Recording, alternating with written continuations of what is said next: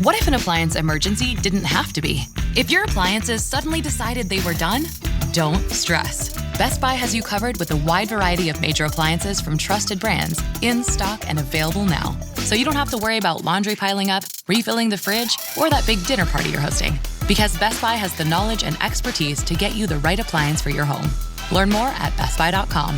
Best Buy. Imagine that. Say hello to the all-new Alexa Plus and see how Alexa can do so much more for you. Need tickets to see your favorite artist? Craving your comfort restaurant? Just sit back, relax, and talk naturally. Alexa's on it. It learns your style, anticipates what's next, and makes it happen across Echo, Fire TV, and more. Learn more at amazon.com/new Alexa.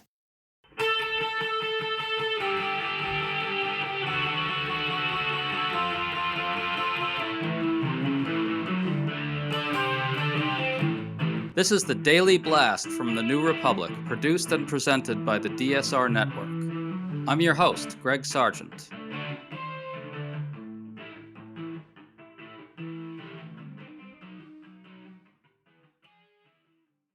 On Tuesday night, in a special House election in Tennessee, the Republican candidate won by 9 points, in a district that Donald Trump carried last year by 22 points. That's a huge swing to the left. Trump is in deep denial about the meaning of these results. He called this a great victory. He's also been raging wildly that the Democrats' affordability message is a scam. But his allies aren't in denial about what happened. They're out there warning that Republicans are underperforming badly, that it's time to sound the alarm, and that there are flashing red warning signs for the GOP. Amanda Littman, president of the progressive group Run for Something, has been heavily involved in many state and local elections, so she's going to walk us through all the results, what we can learn from them, and why Republicans are right to panic. Amanda, good to have you on. Thanks for having me, Greg. So the Republican, Matt Van Epps, beat Afton Bain, the Democrat, by 54% to 45%, again 9 points. But that's a swing of 13 points in the Democrats' favor relative to 2024. According to Nate Cohn, Republicans have underperformed Trump by an average of 13 points in many state and federal special elections. That happened again here. Amanda, what's your overall reaction to these results? What drove that swing? People are pissed at Trump. He is not a good president. They do not like him. They do not like his policies around the economy. They do not like what is going on. And they're looking for any possible way to communicate that. And I think this election was a ripe opportunity to do so. But we've seen this in basically every election, both the specials and the generals throughout 2025. People are pissed and they want to show it. Basically every county where there was the election across Tennessee, it was very gerrymandered district, it swung further blue by even just a couple points. That's enough to move the margins, that 13-point swing from 2024. So let's listen to CNN's Harry Anton on this. Republicans should be running for the hills this morning because the blue wave is building, my dear friend, Mr. Berman. What are we talking about here? Well, Matt Van Epps, the Republican candidate, he won it by 9. But this is a district that Donald Trump won by 22 points, 15 points, 17 points. This is a 13-point gain for the Democrats in terms of the margin. And excuse time for Republicans is over because I hear all about these special elections. Oh, the turnout's so low. It's not representative of what happened in a midterm election.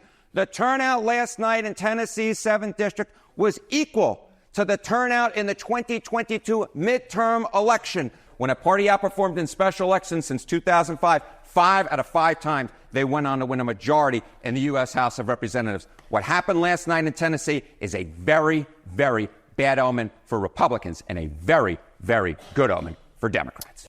So we often hear that special elections aren't predictive because turnout is very low and only the most engaged voters show up, which creates a distorted picture of what might happen in higher turnout elections. But here we got turnout that rivals a midterm, and Democrats still were able to pull off this huge shift. Why did we see such turnout this time, and what does it mean? Well, we saw both sides drop millions of dollars in this election, which feels pretty unusual for a special House race this year. I also think Afton Bain was a pretty exciting candidate, especially in some of the more urban areas across the district. And while Matt Van Epps is pretty run-of-the-mill Republican, Trump's association with him and the Republican Party's association with him, I think fires people up who want to send a message to them. Can you talk a little more about what's driving the turnout in these races? Fury about the economy, fury about cost of living. Trump promised to lower costs, to make groceries cheaper, make housing more affordable, and he's done none of that. People are looking at these Black Friday sales and, buying less goods for more money. They're buying fewer Christmas presents at higher costs. That shit sucks. And I think that sort of frustration, both in urban and rural parts of Tennessee and across the country, makes people want to show up and vote and to make their voice heard in whatever way they can. Well, I'm glad you brought up costs because Trump has been pretty in denial about costs. We've heard him over and over in recent days rage at Democrats for bringing up affordability. He's called it a scam. He's called it a con. He's called it a hoax. But the word affordability is a Democrat scam. They say it, and then they go into the next subject, and everyone thinks, oh, they had lower prices. No, they had the worst inflation in the history of our country. Trump also said the following about the results in Tennessee as his sycophants applauded. And by the way, we had a great victory last night. Yeah. Amanda, note the applause there. No one is allowed to contradict him, but we know that he's wrong about this. This was not a great night for Republicans, was it? No, I think it portends a really crappy midterm for them. You played the audio earlier. It seems like they could lose upwards of 40 seats in the House based on the 2024 maps. And remember, we're not likely to get the 2024 congressional maps in 2026. We're going to get these new ones that they've been drawing across the country as they push forward this mid-decade redistricting. Some of those Trump plus 20 districts have become Trump plus 12 or Trump plus 10. I think they have thoroughly owned themselves going into next year. Now, I also think Trump's brain is just jello coming out of his ears. He has no idea where he is or what's happening. That man is so sleepy and so addled and so broken. And it's a bummer, to put it lightly, that his sycophants can't seem to stand up to him. Although I expect we will start to see more Republicans, both in Congress and across the country, breaking with him as they realize he is both politically toxic and a lame duck. Well, you got at something I want to bring up, which is Republicans are trying to gerrymander these districts precisely because Trump is ordering them to, and they're not allowed to not do what he tells them to do ever, apparently. But a result like Tuesday's should put some fear into some of these Republicans, right? If we're talking about a 13-point shift, and again, that's been the average, this just ratifies that this average shift is a real thing, then some of these seats, which are supposed to be safe for Republicans but are getting gerrymandered into somewhat less safe Republican seats, those will be more in danger, won't they? That's absolutely right. To take a bunch of Trump plus 20 districts and dilute them with formerly Harris plus 15 type places, you're going to have to make them a little bit less Republican. And in maybe a normal election, they'd still be safe. But with a blue wave like we could see happening next year, and I hope good candidates who can really inspire voters to show up and make the case, particularly about affordability, I think they are straight up screwed.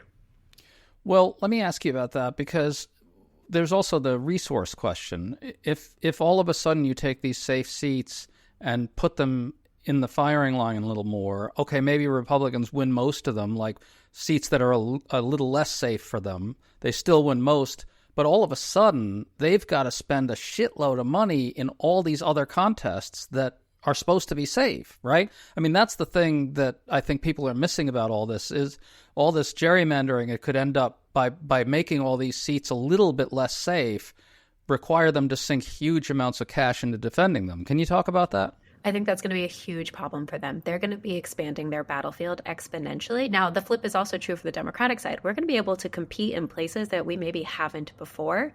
I think that's why it's so important that Democrats have been really intentional about building deep benches all across the country. It's what Run for Something has been doing for the last, most of the last decade, in part because we know that where the competitive races could be will change. They're going to blow a lot of money. Now, they have a lot of money to blow here. So I want to be mindful of that. They have never hurt for resources in this regard. But they aren't going to be able to make every election as hyper-nationalized as the ones that we just saw in Tennessee. To stay up to date on all the news that you need to know, there's no better place than right here on the DSR Network. And there's no better way to enjoy the DSR Network than by becoming a member. Members enjoy an ad-free listening experience, access to our Discord community, exclusive content, early episode access, and more. Use code DSR2025 for a 25% off discount on sign up at thedsrnetwork.com/buy. That's code DSR2025 at thedsrnetwork.com/buy. Thank you and enjoy the show.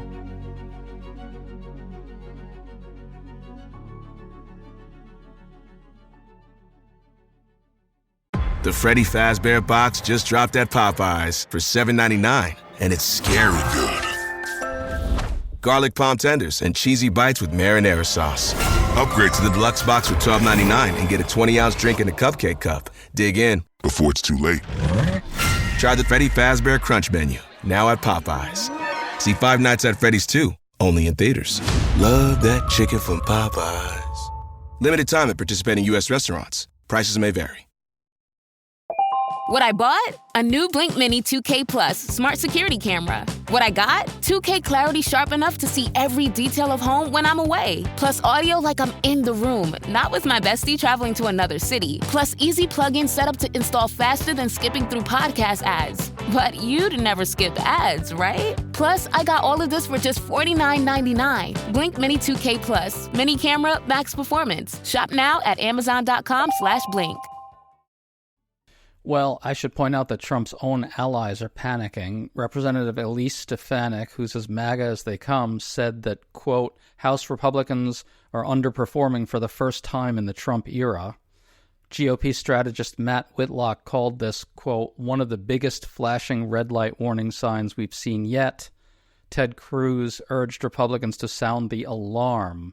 Now, it's not at all true that this is the first time House Republicans have underperformed. I would agree with that assessment, but it's right. fine. They've been underperforming like all through specials all year. But still, those are pretty striking signs of panic. And Amanda, what I take from this is these are people who have been around politics a long time. Ted Cruz, Matt Whitlock, Elise Stefanik. And they know what happens in midterms. They know that the mighty Trump and the mighty MAGA aren't immune to that. What happens in midterms. What do you take from all those quotes? I think you're seeing the Republican Party begin to grapple with the fact that in a year or two, they're going to have to redefine themselves post-Trump. And it's going to be a wide open race for who gets to lead that party forward. He has as much as said, like, he's not going to be on the ballot in 2028. He constitutionally is not allowed to be on the ballot in 2028. As the party tries to figure out who can hold together the Trump coalition, which I would argue nobody can hold together the Trump coalition. We've seen this over and over again. The crazy shit he says might work coming from him and his brand, but it does not work for nearly anyone else. No one has that charisma, whether you like it or not, and that decades of life in the public eye to sort of make it stick with folks. They're going to have to figure their shit out, and it's going to be messy. It's going to be expensive, and I'm just excited to eat the popcorn and watch the show. Well, I'll tell you, to watch J.D. Vance try to imitate Trump's thuggishness, and it really shows you that he doesn't really have what it takes to exercise the kind of control that I think is going to be necessary. But I want to ask you a little bit more about what Stefanik and Matt Whitlock are saying. You've been around politics a long time. Anyone who has been knows that Republicans, their rule is to always project confidence at all times, no matter what. And so to see them openly panicking in this way is a little surprising, don't you think? I do. I also think it's been interesting to watch some of the dynamics with Mike Johnson, the Speaker of the House, how I believe there was yet another discharge petition that sort of circumvented his leadership and made its way to the House floor. You know, he has no power. He is weak. Trump's power is getting more and more limited by the week as well, as his approval rating starts to plummet, especially with populations that he thought he had a stronghold on, like, because he's underwater with young people again, as he should have always been, but as he is once again. I think we are starting to see them really understand they have to begin to preemptively throw folks under the bus and separate themselves, or they're going to get caught as the wave crashes. Well, we had the Washington Post also reporting that Republicans privately fear that the pool of vulnerable GOP incumbents is larger than they thought. We discussed that earlier. They also fear that Trump's struggles with independents are a serious problem, and even that the conservative base is not energized. Amanda, What did you see? What have you seen out there in the races that you've been part of on those fronts, particularly with independents and with the conservative base and the MAGA coalition?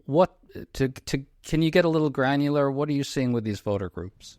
Yeah, so Run for Something had about 144 wins in the November election. 43 of them were red to blue flips across 10 states. 70% were municipal races, 23% were school boards, 7% were state ledge. They were in districts as varied as Clarion County, Pennsylvania, where Trump won 70-30. And I'd say there's a couple trends we saw across those places. And these are candidates who had to win over Republicans and independents in order to win. One, affordable housing. Affordable housing, affordable housing, affordable housing. They're talking about the need to lower the cost of housing. Two, they're really flipping Republican coded language on its head. They're talking about fiscal responsibility and accountability and budgeting taxpayers' dollars, support for public safety. One candidate really put it well: prevention, preparation, and compassion, not fear. They're talking about solutions, not grievances. A thing that I found really interesting, and point number 3, is that 90% of our winning candidates in these red to blue flips explicitly talked about transparency and about bringing trust back into these institutions, about they understand that people feel like they don't know what's happening with their money, with their government, and they really want to. So I think that was a really powerful thing that I hope to see more candidates glomming onto next year. We saw candidates who really loved the place they're running and honored the place that they were running. They love their communities. They didn't treat them as hellholes to be afraid of or to run from, or no carnage in the streets. No, it was, I love this place and I want to make it better. We had candidates who really talked about the lived experience they had that was relevant to folks. So whether that was renters or having grown up in public housing or being caregivers, that first person ability to tell a story that can break through some of the partisan bullshit.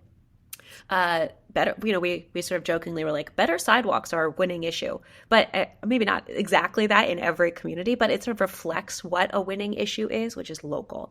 And I do think this is a challenge that congressional candidates in 2026 are going to have, which is the only thing they can really credibly promise is oversight and accountability. Now, don't get me wrong. That's incredibly important. Holding Trump accountable and providing oversight over his government, really, really necessary. But these local candidates are going to be able to talk about specific things they can do to make places better. Congressional candidates are going to have a tougher time. So I do think one of our tasks for the Democratic Party writ large is to make sure that the folks who can make the credible arguments, these state and local candidates, have as big of a megaphone as possible. And the final thing I would say about the red to blue flips that we had is that they were really listening to voters. They were listening, reflecting, responding, which feels so fucking obvious to say, but man, do a lot of candidates get it wrong. A lot of candidates are listening to consultants, not to voters, listening to focus groups, not the people they're meeting on the streets. And, I think it's in part because they don't have a good sense of self and a good sort of set of core values. But the candidates who do are really able to knock it out of the park in long shot races. Well, so let's talk about what could go wrong, candidly. Right now, we're seeing this average 13-point swing to the left. It feels pretty good, especially after the Virginia and New Jersey results, which were really pretty solid blowouts. We saw both the candidates in those races erase the Republican advantage with non-college voters, which is really, I think, quite an achievement. But we still have almost a year to go. What keeps you up at night? What needs to happen for this to continue all the way through Election Day, and what could go wrong? What do you worry about happening that could prevent that? Oh, there's any number of things that keep me up at night. I think that we tend to win in spite of ourselves sometimes as a Democratic Party. I think there's been a lot of delayed moving of money this year, if I'm being honest. There was some money moving to some of these special elections, but generally speaking, a lot of the year-round organizing, the kind of communications work, the media work, even the candidate recruitment work, like what Run for Something does, money's been slow. Donors have been sort of in choice paralysis or figuring out what they want to do next. They know that what we did yesterday isn't going to work anymore, but they don't know what we need to do tomorrow. So I think trying to supercharge that work as soon as we can going into 2026, that keeps me up at night. The other thing I would say is that we have no idea where the economy is going to be in a year. I am not an economist. I don't know, but all the experts seem to say probably not great. So I do think that is a thing we should be keeping an eye on, and how to make sure we can really connect the dots for people, that the reason that your Christmas gifts were more expensive, that your housing costs haven't gone down, it's on them and on him. it's on both Trump and the Republican Party, and like really being able to tell that story in a way that connects with people. That's where I think the state and local candidates will have the advantage. And, we know that Trump is going to try and gaslight people. We learned with Biden, this doesn't work. You can't, piss on someone's leg and tell them it's raining. You can't send them to the grocery store and tell them, oh, no, the economy is good, actually. You have to make sure that you're really speaking to the way that they're experiencing their finances. And Trump's going to try and undermine that. We've got to make sure they understand the truth. Well, just to wrap this up, there's this sort of shadow debate going on among Democrats over whether they should really focus on affordability or whether they should focus on Trump and attacks on democracy and the slide into authoritarian rule and so forth. I think that whole debate is a bit silly. I don't really think that candidates have to choose between those things, but you're on the ground, you're involved in these races. What do you think is the way for Democrats to thread these needles? Should they talk about Trump, about the ICE raids, about the terrorizing of immigrant communities, about the lawlessness, the law breaking? Where are you on that? I think they should talk about what their voters are talking about. Like, they should really be listening to people about what's on their mind. The thing we've heard from a lot of candidates out there knocking doors is like, yeah, they're pissed at Trump, but really they're pissed that their groceries are more expensive and their housing costs haven't gone down. Yeah, they are pissed at Trump, but they're also pissed that they have to, carry whistles with them to scare ICE away from the daycare where it's trying to kidnap kids. That, I think, really does speak to what voters are experiencing. Like, how has this affected their day-to-day life? How has this administration hurt them? It's not just that it's lawlessness, it's the lawlessness in service of what? So really making it personal, keeping it local, and not getting lost in the sauce as it might be. We have a tendency, I think, to over-intellectualize or try and tell some bigger story. No, shit's broken. Shit's bad. We can fix it. We need your help, but we can fix this. Now, I think one of the challenges is that a lot of Democratic candidates maybe don't have a story for how they want to fix it. They want to go back to the way things were before. That I think will not work. You cannot promise a return to the status quo. And that's the real challenge for Democrats in 2026. Okay, so it sounds like talking about ICE in many situations does work. I think it does if that's what voters are telling you they care about. And I think that's the thing that I would encourage every candidate that Run for Something works with to do is like listen to your neighbors. You know them. You know what's on their minds. You know what they're hearing. You know what they're experiencing. In some places, that might be ICE. In many places, that might not be. You got to know what your community needs to hear about, and you got to reflect it back to them.